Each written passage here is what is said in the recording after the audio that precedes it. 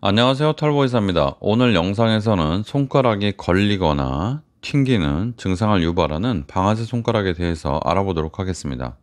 이 질환은 단순한 사용 습관 때문이 아니라 다양한 원인이 복합적으로 작용하는 질환입니다. 이 말은 원인을 잘 모른다는 얘기입니다. 정확한 이해를 바탕으로 증상에 맞는 적절한 치료법을 선택하면 통증을 줄이고 손가락의 기능을 회복하는 데 도움이 될 수 있습니다. 첫 번째, 방아쇠 손가락이 무엇인지 알아보도록 하겠습니다. 방아쇠 손가락은 손가락 힘줄이 부풀거나 두꺼워져서 정상적인 움직임이 어려워지는 질환입니다.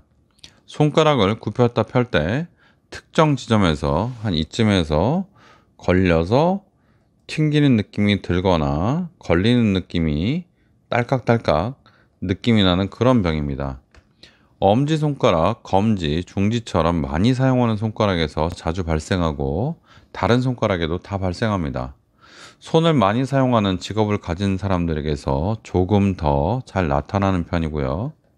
하지만 단순히 손을 많이 사용해서 생기는 것이 아니라 개인의 체질, 염증성 질환, 호르몬 변화, 유전 등의 다양한 요인이 함께 작용할 수 있습니다. 따라서 스스로 내가 이걸 손을 많이 써서 생겼다 이렇게 원인을 단정짓기보다는 진찰을 받고 확인을 받는 것이 필요합니다. 두 번째, 통증과 손가락이 걸리는 증상이 보통입니다. 방아쇠 손가락의 주요 증상은 손가락이 움직일 때 걸리는 느낌과 통증입니다. 손가락을 움직일 때 딸깍하는 소리가 나거나 갑자기 튕기는 느낌이 들 수 있습니다. 초기에는 손가락을 사용할 때만 불편함을 느끼지만 진행되면 손가락이 특정 위치에서 굳어버려서 제대로 펴거나 구부리지 못하는 경우도 있습니다. 특히 아침에 증상이 심하게 나타나며 손가락이 뻣뻣해지고 부어오르는 경우도 많습니다. 방치하는 경우에 힘줄에 염증이 심해지거나 손가락이 이렇게 완전히 굽어져서 전혀 펼 수 없는 이런 경우도 있습니다.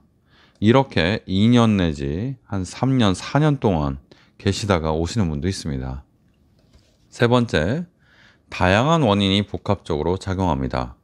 방아쇠 손가락은 단순히 손을 많이 사용해서 생긴다고 알려져 있기도 하지만 그렇지 않습니다. 여러 요인이 복합적으로 작용하는 질환입니다. 여러 요인이 복합적으로 작용한다는 것은 원인을 잘 모른다는 겁니다. 그렇지만 류마티스 관절염, 통풍, 당뇨 같은 그런 질환들이 있는 분들이 조금 더 발생할 가능성이 높습니다. 또 임신이나 폐경이 이제 가까워진 여성분들은 호르몬 변화로 인해서 힘줄이 두꺼워지면서 증상이 조금 더 잘 나타나기도 합니다.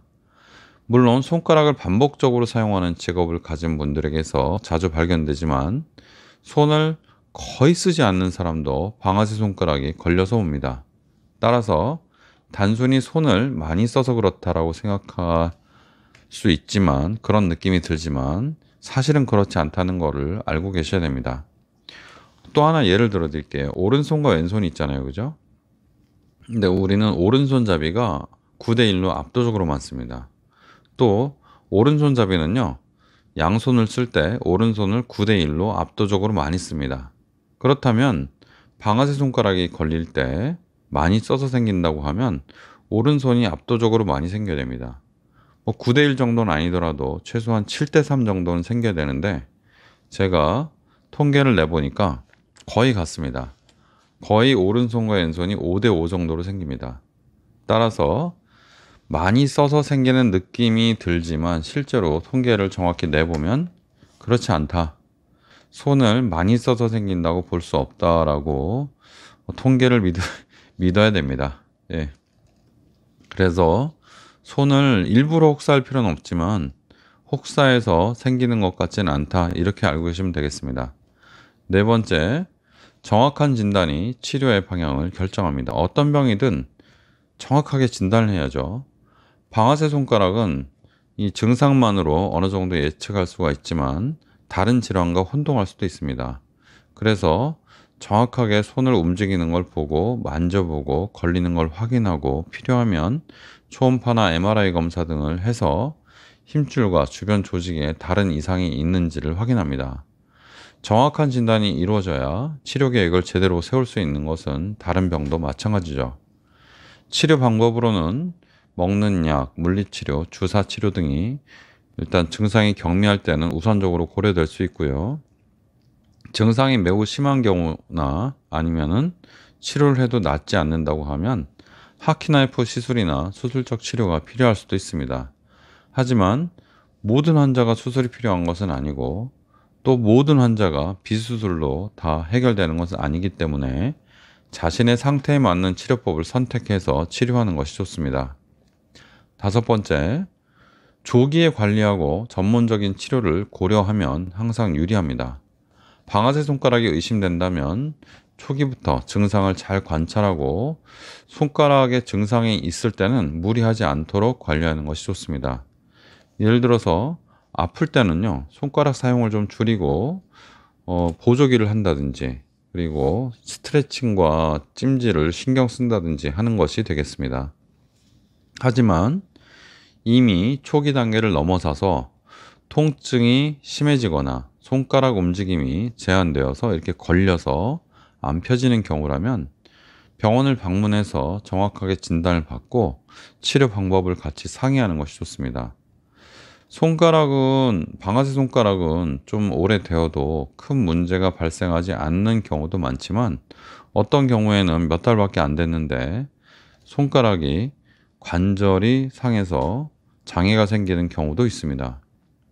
예를 들어서 엄지손가락이 이렇게 구부러져서 안 펴진 상태로 지내는 분이 있었는데요.